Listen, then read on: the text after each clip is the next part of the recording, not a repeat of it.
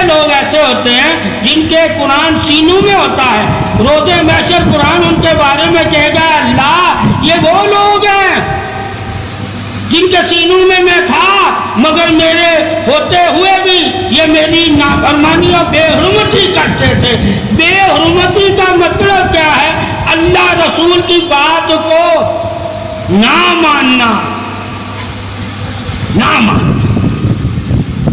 اب جہاں اللہ رسول کی بات کوئی نہیں مانتا وہاں بے حرمت ہو جاتا ہے وہ یعنی کہ اس کے اوپر اللہ رسول ہی کہتا ہے یہ نافرمان بے حرمت ہو گیا۔ وہاں مسلمان کا فرض ہے کہ نبی کی حرمت کو اجاگر کرے، جب لوگ نافرمانی پہ اتر آئیں تو وہ حرمت کے پاسدار نہیں رہے، اور جو اللہ رسول کی نافرمان نہیں ہے کم سے کم وہ تو حرمت کے پاسدار ہیں۔ حرمت پاسداری کا نام ہے۔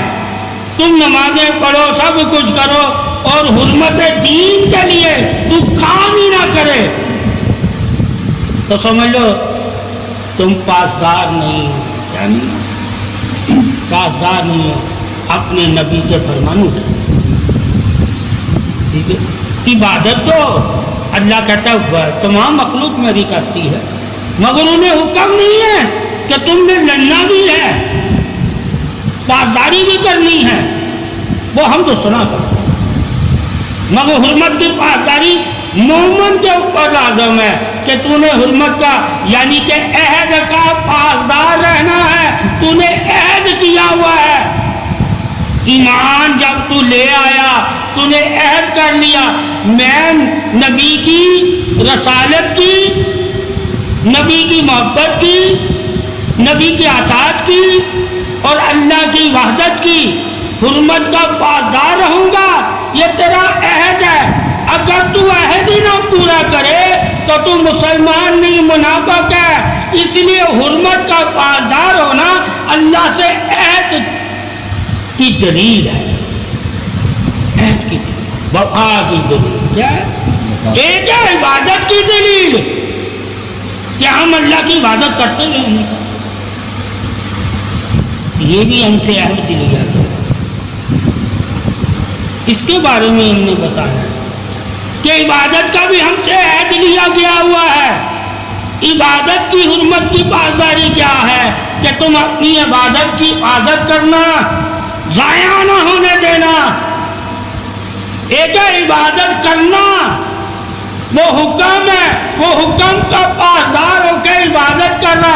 ایک ہے عبادت کی حرمت کا پاسدار ہونا یعنی اسے ضائع نہ ہونے دینا۔ تو یہ جو مسلمان حرمت کے پاسدار ہوتے ہیں یہ اسلام کو ضائع نہیں ہونے دیتے، یعنی ان کا جھنڈا بلند رکھتے ہیں، پرچم اسلام کو بلند رکھنا یہ حرمت ہے اسلام کی۔ ایک ہے عبادت، ٹھیک ہے، یہ حرمت کس کی ہے؟ اللہ کی وحدت کی۔ اب ہم نے دیکھنا ہم نے کہاں کہاں کس کس حرمت کے ہم پاسدار ہیں۔ عزت کی حرمت کے بھی ہم پاسدار ہیں، ٹھیک ہے، محبت کی حرمت کے بھی ہم پاسدار ہیں، رسالت کی حرمت کے بھی ہم پاسدار ہیں، اتباع یعنی کہ صحابہ اکرام جنہوں نے اللہ اور رسول کی اتباع کی ان کی حرمت کے بھی ہم پاسدار ہیں۔ ان کی قربانیوں کو ضائع نہیں ہونے دینا، وہ بیان کرتے رہنا ہے، اور جو ان کی قربانیوں کا انکار کرے وہ اسلام سے خارج ہے۔ قربانیاں کیا؟